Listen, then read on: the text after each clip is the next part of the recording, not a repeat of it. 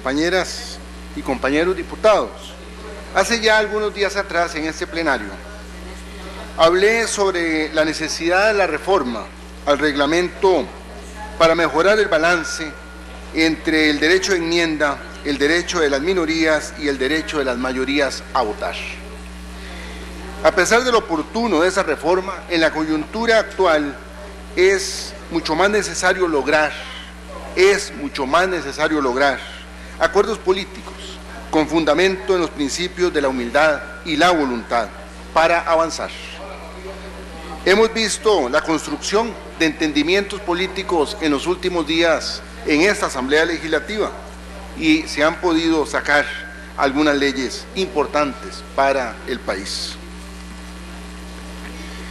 Quizá los acuerdos no fueron los óptimos, pero fueron los que se lograron.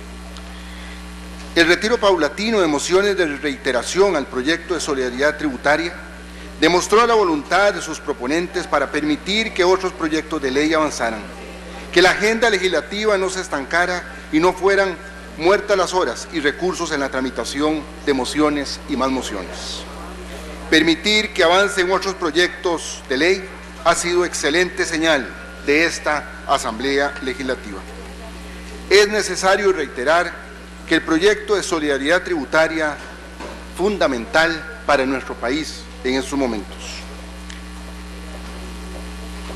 Bien, conceptos como mejorar la recaudación, los esfuerzos que hace tributación directa para recaudar más a partir de los impuestos existentes es una realidad y es un trabajo constante que pueden generar más recursos al fisco, pero no en las proporciones que el país necesita.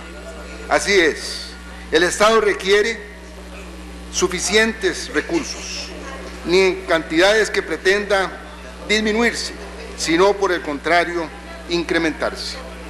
En cuanto a la reducción de gastos, los gastos del gobierno en función de las obligaciones imperantes de ley y sus obligaciones son superiores a la capacidad del gasto que se tiene, siendo el presupuesto un plan de gastos y estando este en función de los ingresos también presupuestados, es claro que la subejecución de partidas presupuestarias tiene como único efecto la colocación de menos deuda del gobierno, por lo que es falaz decir que la eliminación de sus montos presupuestarios tenga un impacto favorable en materia fiscal. El único efecto sería darle aún mayor rigidez a la estructura presupuestaria del gobierno. Impuestos regresivos.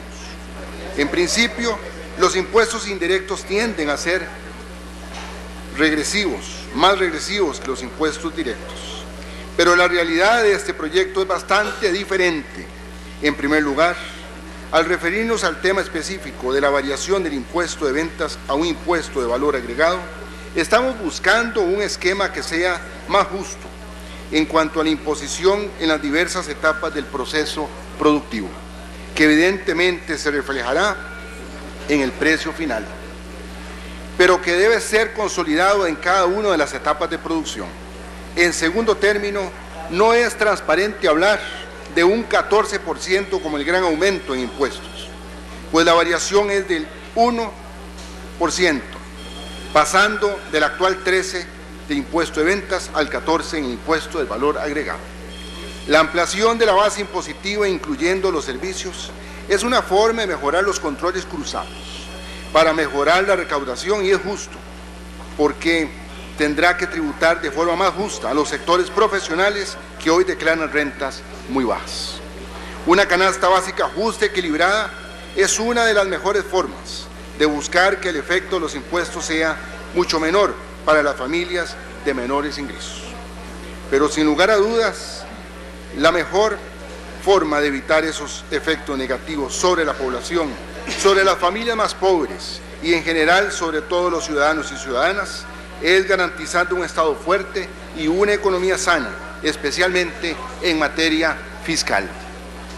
El Estado cumple una función vital en materia de redistribución del ingreso, no al estilo pictórico de Robin Hood, ni con las políticas de focalización y clientelismo social.